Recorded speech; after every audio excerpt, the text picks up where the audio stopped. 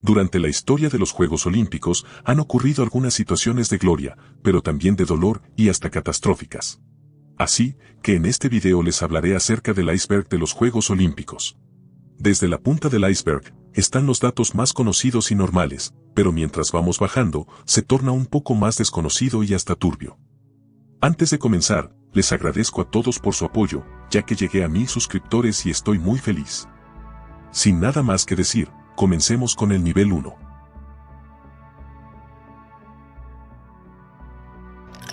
El Dream Team, también conocido como el equipo de ensueño, fue la selección de baloncesto de Estados Unidos que participó en los Juegos Olímpicos de Barcelona 1992. Este equipo está considerado como uno de los mejores equipos deportivos de todos los tiempos y marcó un hito en la historia del baloncesto. El apodo se debe a que por primera vez se permitió la participación de jugadores profesionales de la NBA, lo que significó que las estrellas más importantes del momento, como Michael Jordan, Magic Johnson, Larry Bird, Charles Barkley y Scottie Pippen, se reunieron en un solo equipo. El Dream Team no solo ganó una medalla de oro, sino que también revolucionó el baloncesto internacional.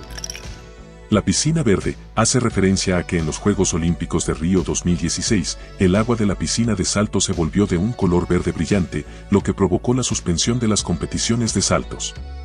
Las autoridades inicialmente negaron que el agua representara un riesgo para la salud, pero luego admitieron que el problema había sido causado por un error humano, ya que la coloración verde se debió a la proliferación de algas, causada por una combinación de calor excesivo, falta de viento y niveles bajos de cloro. Si alguna vez te preguntaste qué representan los colores de los 5 aros, te los voy a explicar a continuación. Cada color representa los 5 continentes, el azul representa Oceanía, el amarillo a Asia, el negro a África, el verde a Europa y el rojo a América.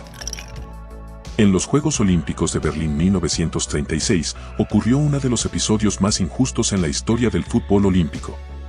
Resulta que Perú tras el tiempo extra estaba ganando 4-2, sin embargo, el árbitro anuló 3 goles a la selección peruana por presuntas invasiones de campo por parte de hinchas peruanos.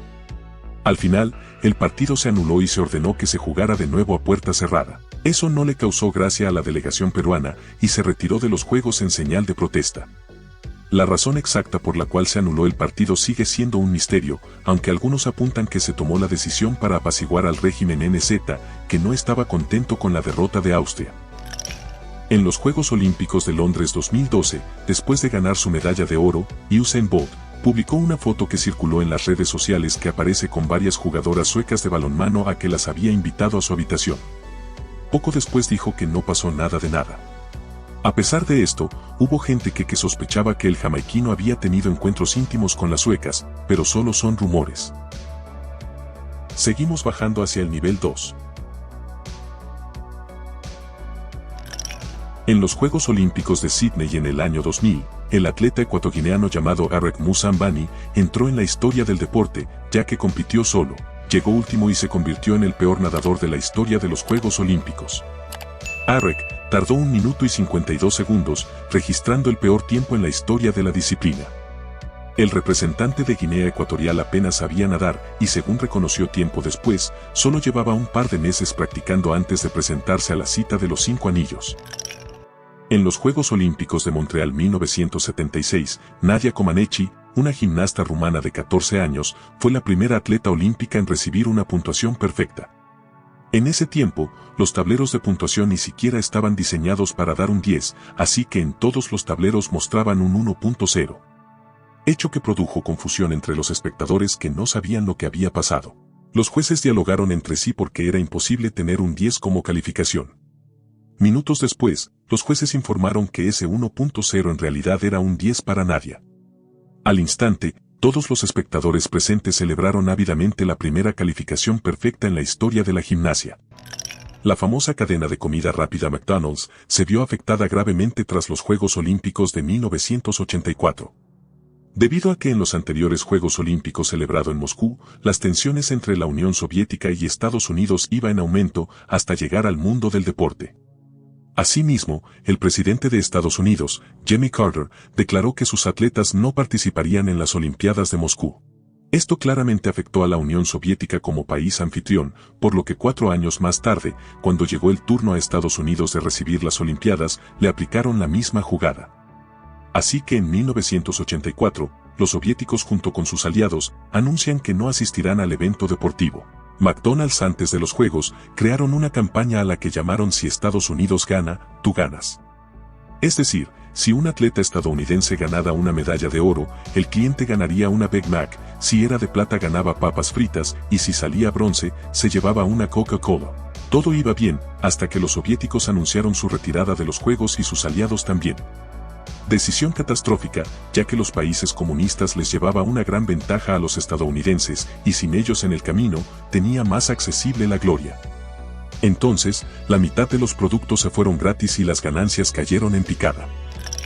Alexander Karelin es un deportista ruso, 3 veces campeón olímpico, 9 veces campeón mundial y 12 veces campeón europeo. Lo curioso es que durante los primeros 3 Juegos Olímpicos, fue abanderado bajo banderas diferentes, por la Unión Soviética en Seúl 1988, por el equipo unificado en Barcelona 1992 y por Rusia en Atlanta 1996. Continuamos con el siguiente escalón, el nivel 3. En la maratón de los Juegos Olímpicos de San Luis en 1904, el estadounidense Frederick Lors fue el ganador de dicha disciplina, pero no fue de manera limpia, ya que tras correr 15 kilómetros decidió que no podía más, estaba muy agotado. Su entrenador, que le venía siguiendo en su auto, lo alentó para que siguiera. Al ver que no podía, lo llamó y lo subió al auto con el que conducieron unos 17 kilómetros. Tras media hora, Lors se bajó y siguió corriendo tras haber tomado fuerzas. Luego de cruzar la línea de meta, Frederick admitió haber hecho trampas, después de que un espectador denunciase que él no había acabado la carrera. Finalmente, Lors fue perdonado rápidamente por la Asociación Atlética luego de que pidiera disculpas y demostró sus avales al año siguiente al ganar el Maratón de Boston. En los Juegos Olímpicos de París en 1900, tuvieron en sus filas un supuesto deporte que consistía en dispararle a una paloma en pleno vuelo, algo así como el tiro con rifle o el tiro al disco, pero con una paloma viva. Fue cancelado por el hecho de que al matar al animal las vísceras caían en los espectadores y también por falta de popularidad. El saludo del poder negro hace referencia a que en los Juegos Olímpicos de México de 1968, los atletas afroamericanos Tommie Smith y John Carlos, tras ganar la carrera de los 200 metros, alzaron su puño envuelto en un guante negro mientras comenzaba a sonar el himno nacional estadounidense. Luego de eso, el Comité Olímpico lo consideró como un gesto de política interna, también se ordenó la suspensión de ambos atletas, aunque el Comité Olímpico Mexicano se negó. Smith y Carlos fueron criticados por sus acciones y condenados al ostracismo en su país. De vuelta a casa, fueron objeto de abuso y tanto ellos como sus familiares, amenazados de muerte. En la ceremonia de inauguración de los Juegos Olímpicos de Seúl 1988, ocurrió un incidente con algunas palomas, ya que como parte de la ceremonia, se liberaron varias palomas blancas como símbolo de paz, al mismo tiempo se incendió el pebetero olímpico que emitía una gran llama. Desafortunadamente, algunas palomas desorientadas por las luces y el ruido, se posaron en el pebetero y resultaron quemadas. Este incidente generó controversia y críticas hacia la organización de los Juegos, y a raíz de eso, se eliminó la suelta de palomas en las ceremonias. Alemania y Japón fueron excluidos a participar en los Juegos Olímpicos en Londres 1948. Como consecuencia de su papel en la guerra, se les prohibió participar como medida de castigo. En ese momento, tanto como Alemania y Japón estaban en un proceso de reconstrucción y reconciliación con la comunidad internacional, por lo cual, no se consideró ideal que se le dieran la oportunidad de participar. Seguimos bajando hacia el penúltimo escalón, el nivel 4. Considerado como el mejor atleta olímpico estadounidense del siglo XX, el afroamericano Jesse Owens hizo historia en los Juegos Olímpicos de Berlín 1936. En ese tiempo, Alemania estaba bajo el régimen de Adolf, el cual presenció cómo Owens ganaba 4 medallas de oro y rompía algunos récords mundiales. Hasta se dice que Adolf no le dio la mano por ser de color, lo que sí es cierto, es que él no felicitó personalmente a ningún atleta. Después de alcanzar la cima, Jesse volvió a Estados Unidos, esperando una gran bienvenida y reconocimiento por parte del gobierno, pero nunca llegó. El campeón fue menospreciado, ya que por aquel entonces los afroamericanos no tenían los mismos derechos que la población blanca. A pocos días de la inauguración de los Juegos Olímpicos de México 1968, ocurriría un capítulo oscuro en la historia de ese país, ya que el 2 de octubre de ese año, pasó un evento trágico. Resulta que miles de estudiantes se reunieron en una plaza para realizar un mitin pacífico como parte del movimiento estudiantil de 1968. Sin embargo, la reunión terminó en una brutal represión por parte del gobierno mexicano. Tropas del ejército y policías abrieron fuego contra los estudiantes, causando cientos de muertos y heridos.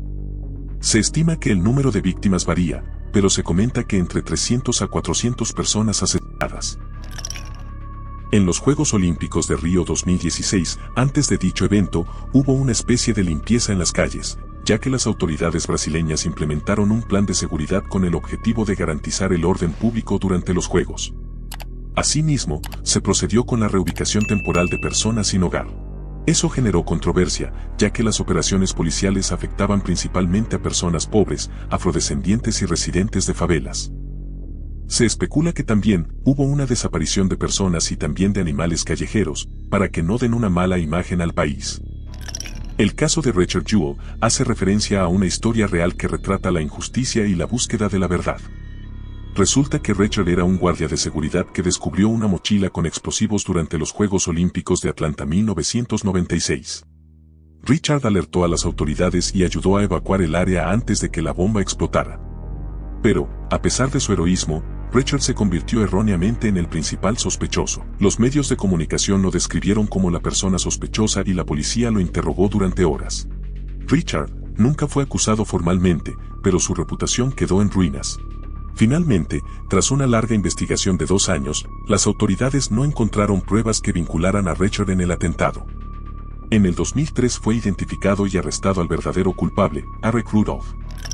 Ángel Matos es un ex taekwondista que compitió en el alto nivel durante varios años y tuvo una carrera deportiva exitosa. Sin embargo, su carrera se manchó debido a un incidente en los Juegos Olímpicos de Pekín 2008. Después de ser descalificado en el combate por la medalla de bronce, Matos pateó en la cara al árbitro. Este acto antideportivo le valió una suspensión de por vida del taekwondo.